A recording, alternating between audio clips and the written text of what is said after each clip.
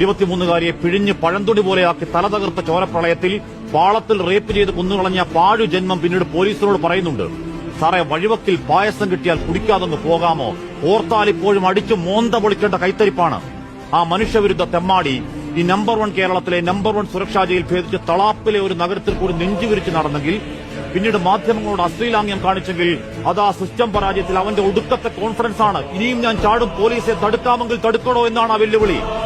ഈ നാട് ജാഗ്രതപ്പെട്ടതുകൊണ്ടാണ് ചില PR ദുരന്ത പ്രവാചകന്മാർ ആഴ്ചയ്ക്ക് 600 വട്ടം മാധ്യമ ക്ലാസ് എടുക്കുന്ന അതേ മാധ്യമ ജാഗ്രത കൊണ്ടാണ് ആ കാളകൂടം അകത്തായതല്ലാതെ കാക്കിത്തൊപ്പിയിലെ പൊന്തൂവൽ എന്നൊക്കെ പറഞ്ഞ് BGM വിട്ട് തള്ളൽ അല്പത്തരമാണ്. ഏമാന്മാരെ നാണമുണ്ടോ? അരക്കഴഞ്ചിന് വേണ്ട ഉളുപ്പ്.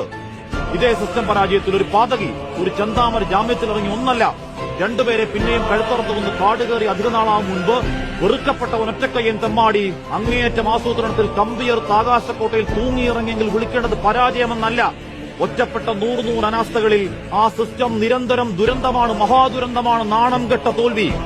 ഇരുമ്പറ മുറിക്കും മുൻപ് എന്തോ ഉപ്പ് വാരി പൊത്തിയെന്നാണ് കേൾവി. അത് ശരിയാണെങ്കിലും അല്ലെങ്കിലും ആ സാത്താന്റെ പുത്രൻ ഈ ഉപ്പ് വെച്ച കലം പോലെ ദ്രവിച്ച് മുണ്ടക്കോലെടുത്ത സിസ്റ്റത്തിന്റെ സത്യസാക്ഷ്യം ആഭ്യന്തര വകുപ്പെ, ആ നക്ഷത്രപ്പെരുക്കത്തിൽ കാക്കിയിട്ട മേലാളന്മാരെ, ഗോവിന്ദച്ചാമിയിട്ട നാണക്കേടിന്റെ ഉപ്പ് അട്ടിയറഞ്ഞു വീണത് ഇരുമ്പറക്കല്ല, നിങ്ങൾ